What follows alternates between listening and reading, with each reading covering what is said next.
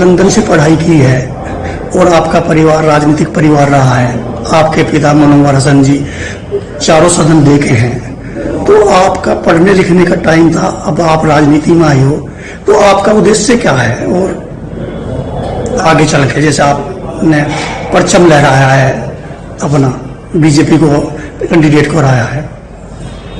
जी, जब मेरी शुरुआत हुई राजनीति में तो परिस्थितियां थोड़ी ऐसी थी कि मेरे भाई पर और मेरी माताजी पर झूठे मुकदमे लगाकर उन्हें राजनीति उससे दूर किया गया। तो उस दौरान मेरा आना हुआ राजनीति में, तो कठिन परिस्थितियां थी, लेकिन उसके बाद मेरी खुद की दिलचस्पी बढ़ी। 2 साल तक मैं 2-3 साल मुझे हो गए लगातार फील्ड पर रहते हुए, और मुझे भी ये महसूस हुआ कि जो मेरे जैसे जो लोग हैं, जो युवा हैं, जो देश के लिए चिंतित हैं, हमें भी जरूरत है कि हम लोग खुद घुसकर देश की राजनीति में और अंदर से कुछ सुधार अगर हमारे प्रयास से आ सके तो वो लाने का यही वक्त है।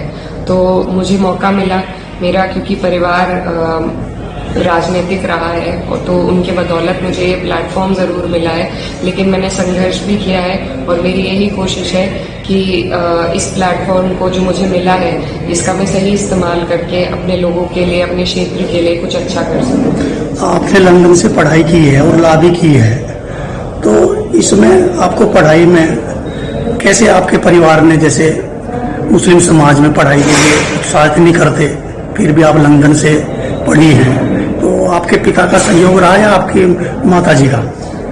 जी, मेरे पिताजी, मैं बहुत छोटी थी जब उनका देहांत हो गया, लेकिन उन्होंने हमेशा उन्होंने भी आगे बढ़ाया, लेकिन ज़्यादा बड़ा योगदान इसमें मेरी माताजी का रहा है। उन्होंने जिस तरीके से हमारी परवरिश करी, उन्होंने हमेशा पढ़ाई पर ध्यान दिया। बचपन से ही उन्होंने हमें पढ़ाई की ओर अग्रसर रखा और आगे भी बहुत प्रोत्साहन दिया। अब तक भी वो चाहती हैं कि मैं अपनी PhD, जो कि मेरा बहुत मन था करने का, कि मैं उसे पूरा करूं। अब भी वो यही कहती हैं कि जब भी वक्त मिले तो अपना ये सपना भी पूरा करना।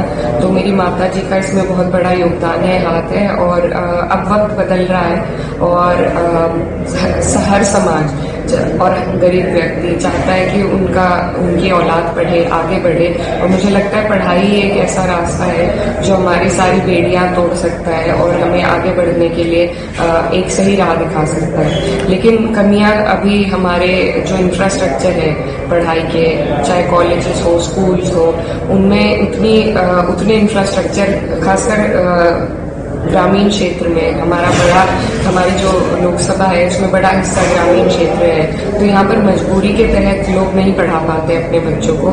संसाधनों की कमी है और स्कूल कॉलेजों की कमी है इस वजह से। लेकिन मुझे लगता है मंशा हर माँ बाप की होती है कि उनका बच्चा पढ़े, उसके लिए हम लोगों को कोशिश करनी है कि उन तक वो संसाधन पहुँच सके ताकि वो अपने बच्चों को आगे बढ़ा सके। आपने राजनीतिक गुर अपनी माताजी से या पिताजी से या भाई से किससे सीखे हैं? क्योंकि आपने इस चुनाव में और पहले भी अपने भाई के चुनाव में सब विपक्षियों को धूल चटाई है।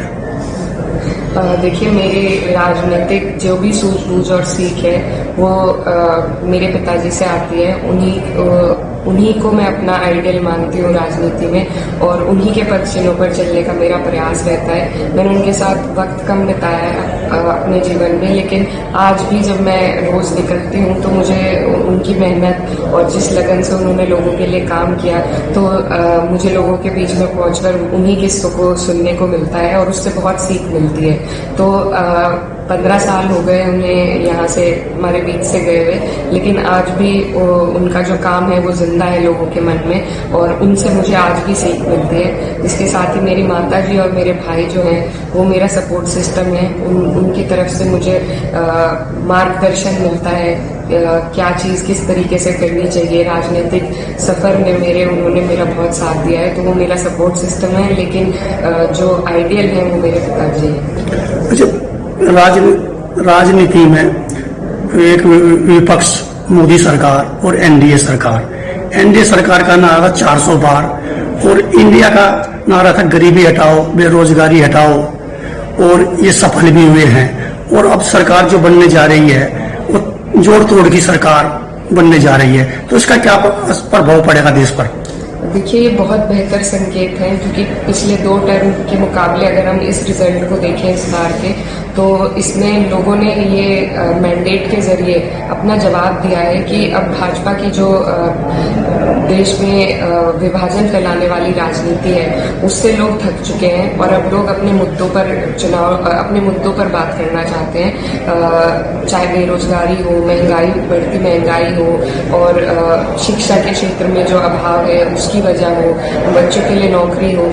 तो इसी के जवाब में ये चुनाव जनता ने लड़ा है और जनता ने ये जवाब भाजपा को दिया है और इसी जवाब के तहत भाजपा की सरकार नहीं बन पाई है। तो ये जो जोड़ तोड़ की सरकार है, मुझे उम्मीद है कि पिछले 2 टर्म के मुकाबले ये हमारे देश में लोकतंत्र को वापस लाएगी, लोकतंत्र को मजबूत करने का काम करेगी और जो दबाव रहेगा पार्लियामेंट, जिसकी भी सरकार बनती है, एक दबाव जनता का रहेगा, जो कि बहुत बेहतर संकेत है लोकतंत्र के लिए। तो हम इससे बेहतराई की तरफ अपने देश को बढ़ता हुआ देख रहे हैं इस रिजल्ट के माध्यम से और मुझे बहुत खुशी है कि चाहे हम विपक्ष में बैठे या पक्ष में बैठे, हम एक ऐसे पार्लियामेंट में बैठने जा रहे हैं जहां डाइवर्सिटी, पार्टीज की डाइवर्सिटी है बहुत ज़्यादा और लोगों की ऐसे पार्लियामेंट में मुझे आवाज़ बनने का मौका मिलेगा जहां पर लोगों का दबदबा रहेगा, लोकतंत्र का दबदबा रहेगा। क्षेत्रवासियों ने आपको, हर बिरादरी ने वोट दिया है, क्या आप उनके उस पर खरी उतर पाएंगी? जी बिल्कुल, मैं सौभाग्यशाली हूँ और दिल से मैं सभी का धन्यवाद देती हूँ जिस तरीके से सर्व समाज ने मुझे अपनी बेटी मानकर यहाँ से जिताने का काम किया। तो ये आभार है मेरे दिल में और इसका बदल मैं उन्हें पूर्ण रूप से समर्पित होकर उनकी सेवा करके ही देना चाहूँगी और मैं कोशिश करूँगी कि जो अपेक्षाएं हैं हमारे लोगों की मुझसे उन्हें मैं पूरा कर सकूँ। तो आप क्या संदेश देना चाहते हैं क्षेत्रवासियों को, सभी मतलब लोगों को? मैं सबसे पहले तो धन्यवाद देना चाहती हूँ कि हमारे लोगों ने अपनी लड़ाई लड़ने के लिए मुझे चुना और मैं दिल से सभी का धन्यवाद देना चाहती हूँ। हमारी जो सीट है इसका ऐसा समीकरण है कि जब तक यहाँ पर 36 बिरादरी आपका साथ न दे तो ये सीट नहीं निकल सकती।